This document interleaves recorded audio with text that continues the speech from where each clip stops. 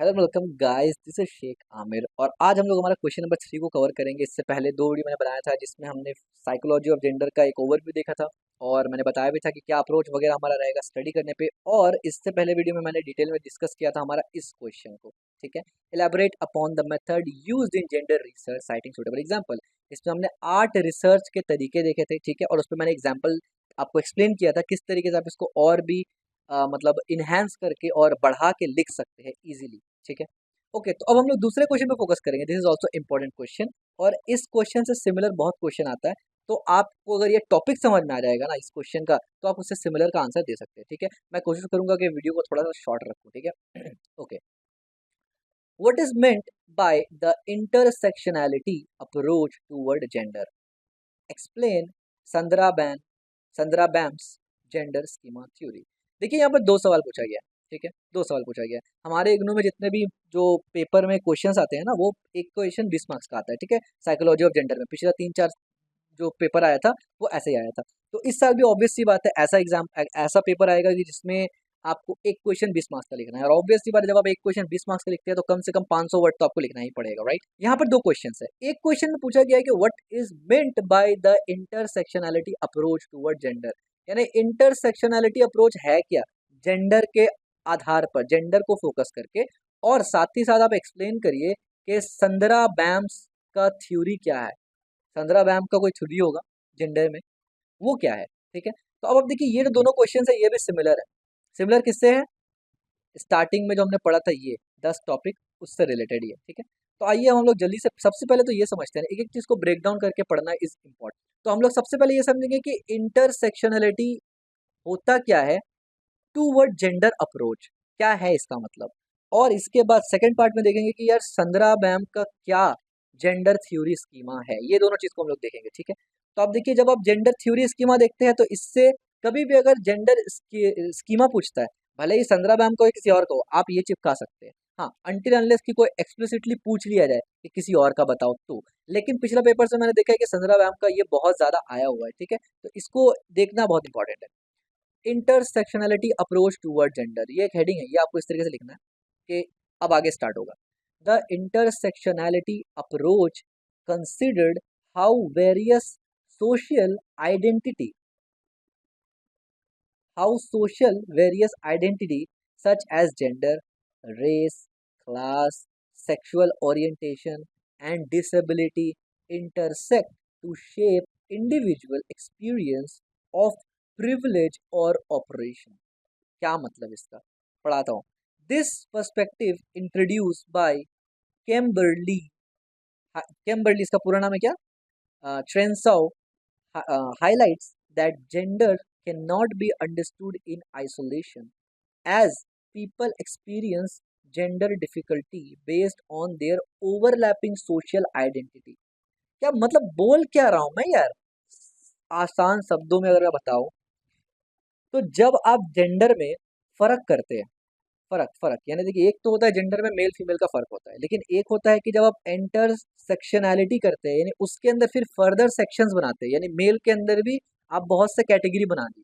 पहले तो दो कैटेगरी था ना जेंडर में कि मेल और फीमेल, एक तो हो गया, लेकिन मेल और फीमेल में भी आप बहुत से कैटेगराइजेशन करते हैं।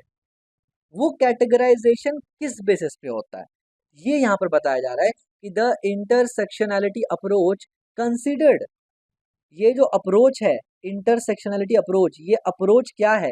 Considered how various social identity, यानी सोशली आपका आइडेंटिटी क्या है, यानी आपका पहचान क्या है भाई, यानी लोगों के दरमियान सोसाइटी में आपका पहचान क्या है, यही अप्रोच को कहते हैं इंटरसेक्शनलिटी अप्रोच। तो ये है क्या, ये मतलब क्या पहचान क्या है? अगर मैं कहूँ कि यार आपका पहचान क्या है, आप जो वीडियो देख रहे हैं आपका क्या पहचान है, आप कहेंगे क्या पहचान है, मैं एक नॉर्मल सा लड़का हूँ या लड़की हूँ, पढ़ती हूँ, स्टूडेंट हूँ, घर में रहती हूँ, इंडिया से हूँ, कोलकाता में हूँ या दिल्ली में हूँ या बैंगलोर में हूँ, मैं ये नेटिव लैंग्वेज बोलती हूँ, मेरा मदर टंग ये है, मेरा ये कास्ट है, मेरा ये रिलीजन है। तो यही तो है सोशल आइडेंटिटी। ठीक है, यही तो है सोशल आइडेंटिटी। ठीक है, इसी को कहते हैं। आप कहेंगे यार समझ में नहीं आया, लेट मी एक्सप्लेन, समझ में आ जाएगा। अभी आप ये समझ के चलिए कि इसी को सोशल आइडेंटिटी कहते हैं। आपका नस्ल, आपका लेवल, आपका पैसा, आपका डिसेबिलिटी, ये सब मैटर करता है, मैं एक्सप्लेन कर रहा हूँ। इसी को बोलते हैं इंटरसेक्शनलिटी अप्रोच टुवर्ड जेंडर, ठीक है। यानी जेंडर में भी कैटेगरी बना दिया गया है, और किसी को हाईएस्ट प्रिविलेज होता है, किसी को लोएस्ट होता है। That is a intersectionality approach to gender. Now मैं एक्सप्लेन करता हूँ आपको एक एक line. The intersectionality approach considered how various social identity, यानी सोशल आइडेंटिटी क्या है, सच एज जेंडर। सबसे पहले तो जेंडर, आप लड़के हैं या लड़की या अदर्स में है, पहले तो ये देखा जाएगा आपका आइडेंटिटी किस में आता है। दूसरा आता है रेस, रेस आपको पता है, आपका वो कॉम या नस्ल जिसको कहते हैं। क्लास, क्लास का मतलब अपर क्लास लोअर क्लास, यानी एक बंदा जो लड़का या लड़की है जो सड़क पे सोता है, गरीब है, और एक है जो महल में रहता है। अब है दोनों लड़का या लड़की, बट सोसाइटी में आपका एक आइडेंटिटी अलग है, उसका एक आइडेंटिटी अलग है, और इसके बेसिस पर भी दोनों में फर्क होता है, ठीक है। दोनों में सेपरेशन है, वो क्या है वो आगे देखेंगे। दूसरा सेक्सुअल ओरिएंटेशन है, डिसेबिलिटी है, यानी किसी का हाथ टूटा है, किसी का पैर टूटा है, कोई कोई मेंटल डिसेबिलिटी है, कुछ भी। Intersect to shape individual experience of privilege and oppression. यानी बताने का कुल मिला के मकसद ये है कि इंटरसेक्शनलिटी अप्रोच ये देखता है कि आपका जेंडर क्या है, आपका क्लास, आपका रेस, आपका पैसा, आपका एजुकेशन, आपका सोसाइटी में आपका वैल्यू, यानी एक डॉक्टर है और एक मोची है, तो ऑब्वियस सी बात है उनका क्लास डिफरेंट है। सेक्सुअल ओरिएंटेशन क्या है आपका, आपका डिसेबिलिटी या एबिलिटी क्या है आपके अंदर, ये सब मिलके एक शेप देता है एक इंडिविजुअल को कि इसका लेवल कंपेयर टू दूसरा क्या होगा, यानी इन कंपेयर इसको प्रिविलेज दिया जाएगा या नहीं दिया जाएगा किसी चीज पे। समझ में आया आपको? और ये पर्सपेक्टिव जो है, ये जो लॉजिक है जो मैंने अभी समझाया कि भाई आइडेंटिटी को पता करने के लिए ये सब चीज भी देखा जाता है, इस चीज को इंट्रोड्यूस किसने किया है? दिस पर्सपेक्टिव इंट्रोड्यूस बाय कैम्बर्ली, इसने इंट्रोड्यूस किया था, और इन्होंने ये कहा था highlight that gender can not be understood in isolation. वो ये कहते हैं कि जेंडर को सिर्फ आइसोलेशन मेल फीमेल में आप नहीं समझ सकते हैं, ठीक है। उसके लिए ये जरूरी है कि आप उसका gender, race, class, sexual orientation, ये सब कुछ देखें, तब जाके आप एक प्रॉपर जेंडर का बारे में कह सकते हैं। अब आप लोग सोचते होंगे यार ये कहाँ से आ गया, नॉर्मल था तो जेंडर मेल फीमेल, लेकिन ऐसा बिल्कुल भी नहीं है। इन्होंने एग्जाम्पल दिया है, as people experience gender differently based on their overlapping social identity. और ये बिल्कुल सच है, यानी ये कहते हैं कि पीपल, लोगों ने ये एक्सपीरियंस किया है जेंडर डिफरेंस को बेस्ड ऑन सोशल आइडेंटिटी, यानी सोशल आइडेंटिटी के बेसिस पर भी इन्होंने जेंडर के ऊपर फर्क किया है। यानी एक मेल है एक फीमेल है, लेकिन एक मेल राजा है और एक मेल नौकर है, तो सोशल में यानी सोसाइटी में जो राजा मेल है उसको डिफरेंटली ट्रीट किया जाता है, जबकि नौकर को डिफरेंट किया जाता है। तो based on overlapping social identity, इसी के वजह से यहाँ पर बोला गया है कि क्लास लेवल और सेक्सुअल ओरिएंटेशन और ये सब देखा जाएगा। For example, a black woman might face both racial and gender discrimination, यानी एक ब्लैक वुमेन है, अगर एक ब्लैक वुमेन का मतलब या तो ब्लैक वुमेन हो सकता है जो ब्लैक है, या तो जो ब्लैक जिसका नस्ल में ब्लैक होता है जैसे कि अफ्रीकन वगैरह है, तो उस इसके एग्जाम्पल में यहाँ दिया हुआ है कि उसको बोथ, यानी उसका क्योंकि नस्ल है वो, उसके उसका रेस और उसका डिस्क्रिमिनेशन क्योंकि वो फीमेल है, इस बेसिस पे दोनों जगह उसको मतलब प्रिविलेज नहीं दिया जाएगा, which shapes her experience in a unique way compare to white women और अ ब्लैक मैन।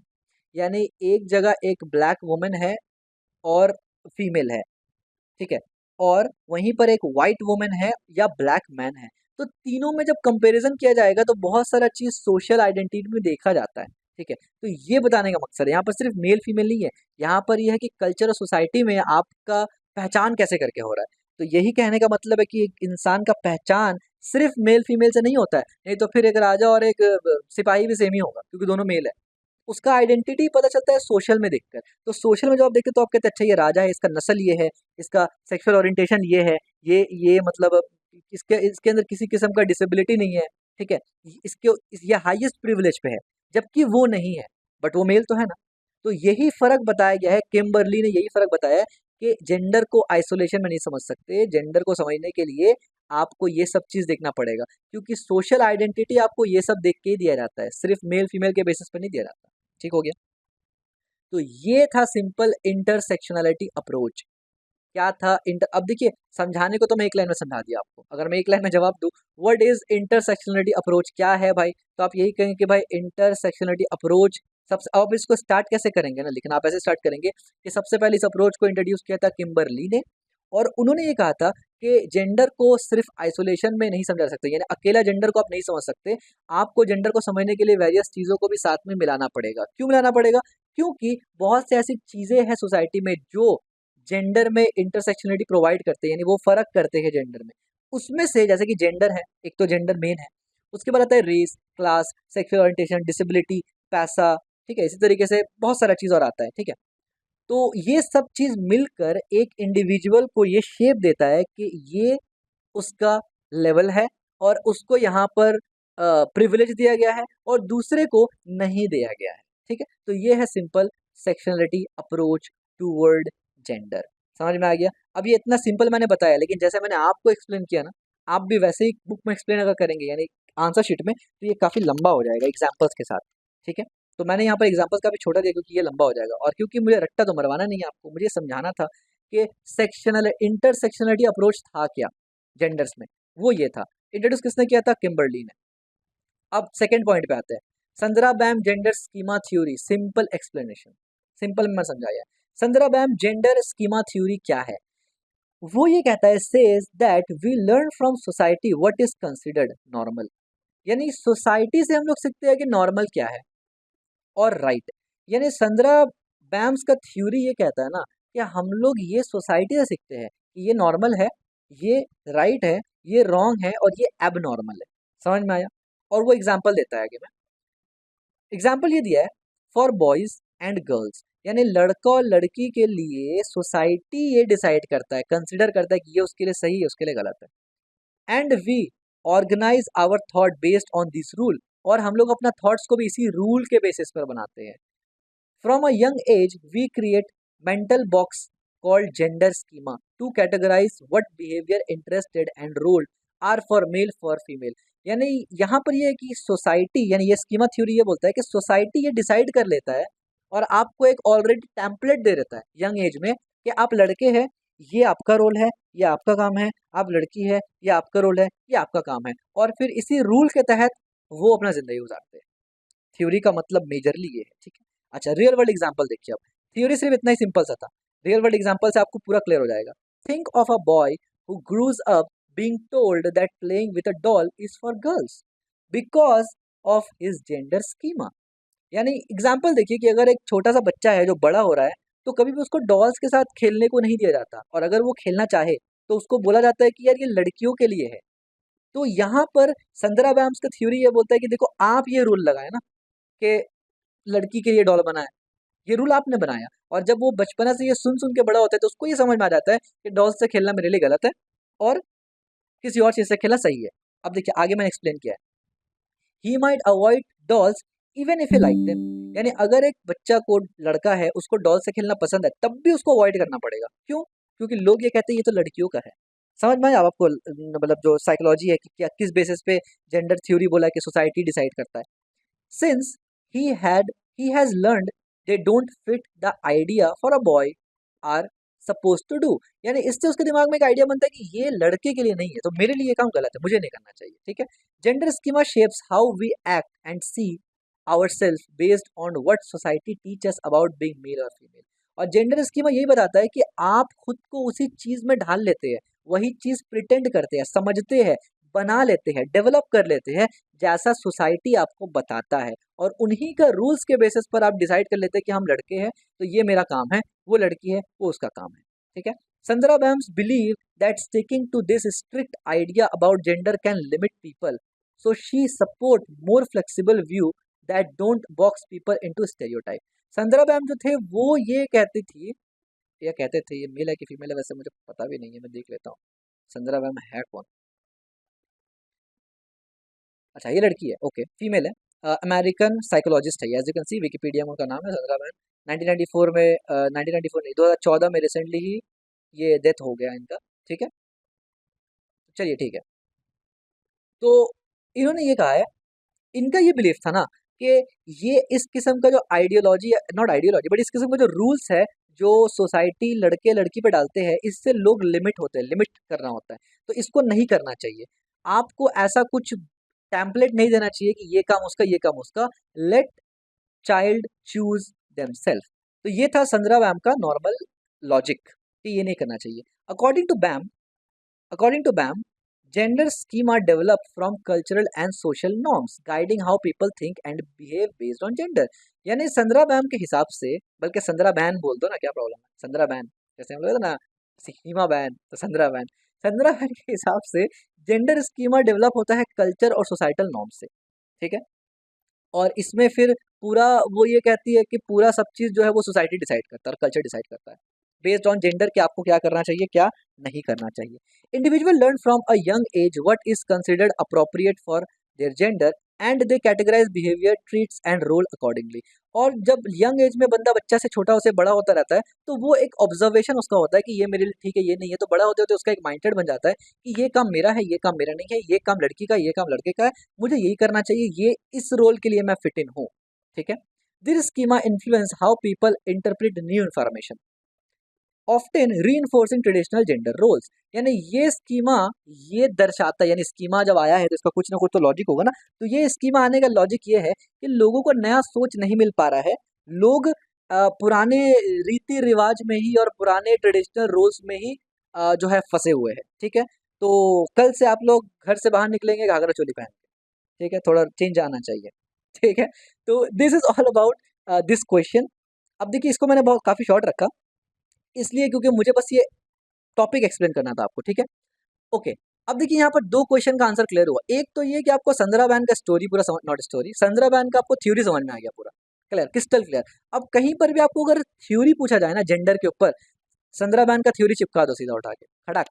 लेकिन अगर नाम पूछ लिया जाए किसी और का, जो कि बहुत रेयर चांसेस है, तो फिर आप वो नहीं लिख सकते। बट स्टिल आप कुछ ABCD आगे पीछे करके ये बोल सकते हैं कि एक और थ्योरी है जो संदरा बैन का ऐसा था, ठीक है, ये भी आप कर सकते हैं, ठीक हो गया। और ज्यादातर चांसेस है कि आपको सीधा संदरा बैन का ही थ्योरी पूछ लिया जाए। तो अगर वो पूछ लिया जाए तो बस लिख दीजिए, कोई टेंशन नहीं है, ठीक है। और जरूरी नहीं कि इस तरीके से पूछा जाए, अलग अलग भी पूछा जा सकता है। तो in short Sandra ban story आपको दो चीज पता चल गया इस पार्ट से। पहला, जेंडर स्कीमा के यानी जेंडर के ऊपर कुछ स्कीमा थ्योरी है वो आपको पता चला, और किसका है वो आपको पता चला, ठीक हो गया। दूसरा, आपको इंटरसेक्शनलिटी अप्रोच पता चल गया, और इसको किसने इंट्रोड्यूस किया था पहला बार, और किसका आइडियोलॉजी है। इंटरसेक्शनलिटी अप्रोच किसका थिंकिंग है कि ये होना जरूरी है, वो है कैम्बर्ली का, क्योंकि वो ये सोचते हैं, कैम्बर्ली चेंसाओ, वो ये सोचते हैं, ये अच्छा ये भी लड़की है कैम्बर्ली, ये भी लड़की है, ये सोचती है, हमको लगा लड़का है, ठीक है। अच्छा किम्बरली, हालांकि किम्बरली अमेरिकन एडवोकेट है, चलिए कोई नहीं। तो ये जो है इनका ये सोच है कि जेंडर को आइसोलेशन में नहीं समझा जा सकता, ठीक है। तो ये पूरा इनका है कि ये सब चीज़ देखा जाएगा। सो आई होप अब आप ये क्वेश्चंस प्रॉपर समझ चुके हैं। क्वेश्चंस इसलिए बोलो क्योंकि यहाँ पर दो है, और इसका आंसर तो क्वेश्चन आंसर की तरह मत सोचिए, टॉपिक सोचिए। आप ये टॉपिक समझ गए कि भाई इंटरसेक्शनलिटी टॉपिक क्या है साइकोलॉजी ऑफ जेंडर में, और एक जेंडर थ्योरी आपको पता चल गया, स्कीमा पता चल गया, जो कि संदरा बैन का था, ठीक है। तो इसके बाद फिर हम लोग नेक्स्ट क्वेश्चन में ये कवर करेंगे, ठीक है। Explain the key component of sexism, different, discuss the role of antipathy and benevolence attitude in gender prejudice, ठीक है। ये हम लोग पढ़ेंगे, इसमें भी काफी सारा टॉपिक्स कवर हो जाएगा हम लोग का, सेक्सिज्म कवर हो जाएगा, एंटीपैथी कवर हो जाएगा, ये कवर होगा, काफी सारा कुछ इसमें भी पढ़ेंगे हम लोग, ठीक है। तो ये हम लोग करेंगे नेक्स्ट वीडियो में। सो अगर इंटरेस्टिंग लगा, वीडियो समझ में आया कुछ और क्वेश्चन समझ में आ रहा है, तो ज़रूर फीडबैक देना।